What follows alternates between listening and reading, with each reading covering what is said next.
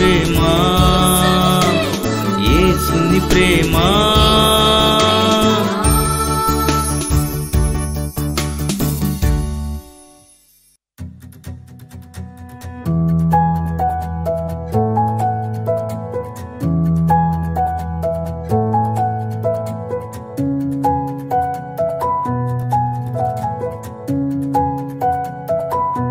స్తుతి నైవేద్యం. Praise the Lord. ప్రభునందు ప్రియమైన మా యొక్క స్తుతి నైవేద్యం కార్యక్రమంలో ప్రతిరోజు పాలుపంపులు పొందుతున్న మా ప్రియమైన సహోదరి సహోదరులందరికీ కూడా క్రీస్తు పేరిట శుభాభివందనాలు తెలియజేస్తున్నాను. మరి కొన్ని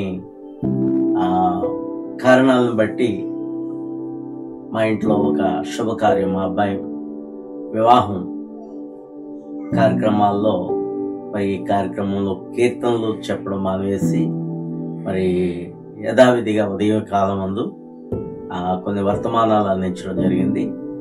మరి ఇప్పుడు మళ్ళా తిరిగి 135వ కీర్తన 16, 17, 18 వచనాలను మనం ఈ రోజు నుంచి ధ్యానం చేసుకుందాం. ఇక కంటిన్యూగా మనము స్తుతి నైవేద్య కార్యక్రమంలో కీర్తనలను ధ్యానం చేసుకుందాం. 135వ కీర్తన 16, 17, 18 వచనాలు చదువుతున్నాను, చూడండి. వాటికి నోరుండియు పలుకవు, కన్నులుండి చూడవు, చెవులుండి వినవు, వాటి నోళ్లలో ఊపిరి లేశమైనా లేదు. వాటిని చేయువారును వాటి యందు నమ్మిక ఉంచు వారందరూ వాటితో సమానులగుదురు. ప్రార్థన చేసుకుందాం. మహాపరిశుద్ధుడా, మా తండ్రి, మీకే వందనాలైనా. నీ యొక్క ప్రియమైన స్వరము ద్వారా మాతో మీరు మరొకసారి మాట్లాడండి. ఇదో మరలా తిరిగి కీర్తనలను ప్రారంభిస్తుండగా 135వ కీర్తన నుండి ఏదో 16, 17, 18 వచనాలను ధ్యానం చేస్తుండగా ఏదో నైనా అవసరమైన వాక్యాలు మాకు అనుగ్రహించమని యేసు నామమున ప్రార్థన చేయించున్నాం తండ్రి, ఆమేన్. మరి ఇక్కడ రాస్తున్న మాటలు, వాటికి నోరుండి పలుకవు, కన్నులుండి చూడవు, చెవులుండి వినవు, వాటి నోళ్లలో ఊపిరి లేశమైనా లేదు. వేటి కోసం చెప్తున్నారు అంటే విగ్రహాల కోసం, మనుషులు చేసిన దేవుళ్ళ గూర్చి దేవుడు చెప్తున్న మాట ఇది. ఏంటి, దేవుడు చేసిన మనుషులు మనమైతే మనుషులు కూడా దేవుళ్లను చేస్తున్నారు. వాటికి నోరుండి అవి పలుకవు, చెవులుండి వినవు, కన్నులుండి చూడవు, వాటిలోనట కొద్దిగా కూడా ఊపిరి లేదు.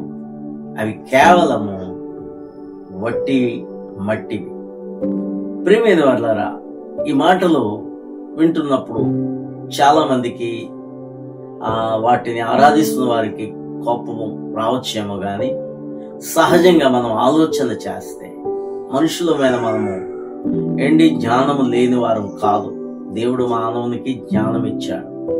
నేను చాలాసార్లు చెప్పే మాట ఏంటంటే, ఏ మనిషి కూడా ఈ లోకంలో జ్ఞానము లేనివాడు లేడు. ఎవరికి ఉండే జ్ఞానం వారికి ఉంటుంది. ఏ పనులు చేసేవారికి ఆ పనులలో మంచి జ్ఞానం ఉంటుంది. ఒక రిక్షా తొక్కేవానికి ఆ రిక్షా తొక్కడం ఎంతో జ్ఞానంగా తొక్కుతారు. ఒక డ్రైవర్ ఉన్నారంటే, లారీ డ్రైవరు, లేకపోతే కారు డ్రైవరు, లేకపోతే బస్సు డ్రైవరు, లేకపోతే విమానాన్ని నడిపే ఆ పైలట్, వాళ్ళ పనిలో వాళ్ళు నిపుణులుగా ఉంటారు. చదువు లేకపోయినా వ్యవసాయం చేసి వ్యవసాయంలో నిపుణత సంపాదించిన వారు ఉంటారు. కాబట్టి చదువుతో కూడా పని లేదు. ఎందుకంటే మొట్టమొదటను మానవుని చేసినప్పుడే దేవుడు అందరికీ జ్ఞానం ఇచ్చాడు. కాబట్టి జ్ఞానం లేనివాడు అంటూ లేరు. కానీ దేవుని గూర్చిన విషయాలలో జ్ఞానం కొదువై ఉన్నవారు చాలా మంది లోకంలో ఉన్నారు. కాబట్టి ఈ మాటలు దేవుడు అంటున్నప్పుడు మరి ఇది మనుషులు విమర్శిస్తున్నట్లుగా అనుకుంటారేమో గాని, బైబిల్ గ్రంథంలో దేవుడు చెప్పిన మాట విగ్రహాలను గురించి చెప్తూ వాటికి నోరు లేదు. నోరున్నా అవి మాట్లాడలేవు, చెవులున్నా వినవు, కన్నులున్నా చూడవు, లేశమైన ఊపిరి కూడా వాటికి ఏమాత్రము లేదు అని చెప్పడం ఎంత సత్యం అది. హల్లెలూయా. కాబట్టి సత్యాన్ని ఒప్పుకున్నవారు, జ్ఞానం కలిగిన వారు ఆలోచన చేసినప్పుడు నిజమే, దేవుడంటే హృదయం ఉన్నవాడు కదా, దేవుడంటే మనల్ని చూసేవాడు కదా, దేవునికి మనం మొరపెట్టినప్పుడు ఆయన వినేవాడు కదా, మన బాధలు ఆయన తీర్చేవాడు కదా అని మనం ఆలోచన చేసినప్పుడు మనం దేనిని ఆరాధిస్తున్నామో అనే విషయాలు తెలుస్తాయి. ప్రియమైన సహోదరి సహోదరులారా, ఎవరైనా వాటిని ఆరాధించే వారుంటే మంచి మనస్సుతో, జ్ఞానముతో ఆలోచన చేయండి. దేవునికి కన్నులున్నాయి, దేవునికి హృదయం ఉంది, దేవుడు చూసే దేవుడు. కాబట్టి ఆ దేవుడు మాట్లాడుతున్న మాటలు వింటే మనం జ్ఞానవంతులం అవుతాం. మనల్ని సృష్టించిన సృష్టికర్తను మనం ఆరాధించటము చాలా మంచిది, అది ధర్మం. కాబట్టి ప్రియమైన వారులారా, వాటిని గూర్చి చెప్తూ అంటున్నాడు, వాటిని చేయువారును వాటి యందు నమ్మిక ఉంచు వారందరూ వాటితో సమానులవుతురు. వాటిని ఎవరైతే చేస్తున్నారో ఏంటి వారందరూ వాటిని వాటి యందు నమ్మిక ఉంచేవారు కూడా ఆ బొమ్మలతోనే సమానం అవుతారు అంటున్నారు. నిజంగా దేవునికి ఆయనకు ఎంతో మనస్తాపంతో ఈ మాటలో దేవుడు చెప్తున్నారు. దేవునికి కూడా జ్ఞానముతో చేసిన ఈ మనిషి అజ్ఞానిగా మారటము ఆయనకి ఏమాత్రము ఇష్టము లేదు. కాబట్టి దేవుడు జ్ఞానవంతులను గూర్చి, బుద్ధిమంతులను గూర్చి, పరిశుద్ధతతో నింపబడిన వారిని గూర్చి ఎంతగానో ఆనందిస్తాడు. మంచిగా నడిచేవారంటే దేవునికి ఇష్టం, కష్టపడేవారంటే దేవునికి ఇష్టం. అలాగే జ్ఞానవంతులను గూర్చి కూడా దేవుడు ఎంతగానో ఆయన ఆనందిస్తాడు. ఎందుకంటే ఆయన సృష్టించిన మనిషి అజ్ఞానిగా మారటం దేవునికి ఏమాత్రమే ఇష్టం కాదు. అన్నీ తెలుసును అనుకుంటున్న మనిషి దేవుని విషయానికి వచ్చేటప్పటికి దేవుని గూర్చి సరైన అవగాహన లేక దేవుళ్ళను ఆరాధిస్తూ, లేకపోతే ప్రతి వాటిని దేవుడుగా భావించుకుని వాటి మీద నమ్మిక ఉంచడం ఎంతవరకు సమంజసం? ప్రేమైన వాళ్ళారా, దేవుని వాక్యం విమర్శించేది కాదండి, మన బుద్ధి చెప్పేది, జ్ఞానాన్ని కలిగించేది. కాబట్టి ఈ రోజున దేవుడు అలాంటి వారందరిని గురించి ఆయన విచారిస్తున్నారు. నేను చేసిన మనుషులు అజ్ఞానులుగా అయిపోయారే. కాబట్టి దేవుడు జ్ఞానమై ఉన్నాడు. యేసు ప్రభువుని నమ్మినప్పుడు జ్ఞానవంతులం అవుతాం. సత్యమేంటో, నిజమైన దైవం యొక్క లక్షణాలు ఏంటో, ఆయన ఏం చేయగలడో, మానవుల కోసం ఏం చేశాడో, ఇవన్నిటినీ గ్రహించే జ్ఞానము దేవుడు ఇస్తాడు. అందుకనే అలాంటి వారందరి కోసం క్రైస్తవులైన వారు ప్రార్థన చేయాలి. నిజంగానే ప్రార్థన చేసినప్పుడు చీకటిలో నుంచి మనిషి వెలుగులోనికి వస్తాడు, మరణంలో నుంచి మనిషి జీవంలోనికి వస్తాడు, అజ్ఞానంలో నుంచి మనిషి జ్ఞానంలోనికి వస్తాడు.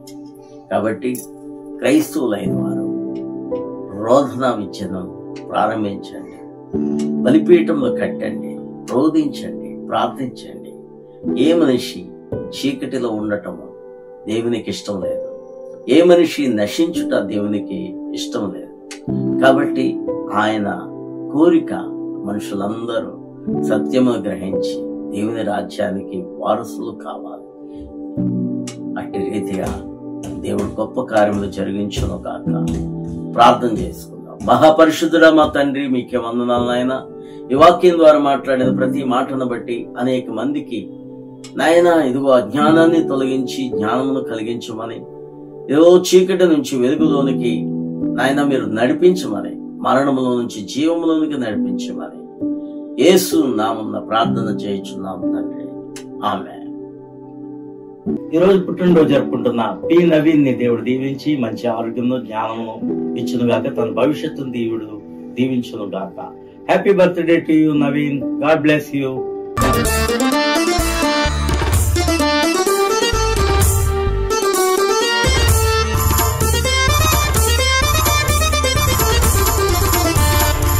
సమస్త దేశమునారా ఉచ్చ ఉత్సాహ ధ్వని చేయుడి, యేసయ్య దేవుడని తెలుసుకొని స్తుతించుడి. సమస్త దేశములారా ఉత్సాహ ధ్వని చేయుడి, యేసయ్య దేవుడని తెలుసుకొని స్తుతించుడి.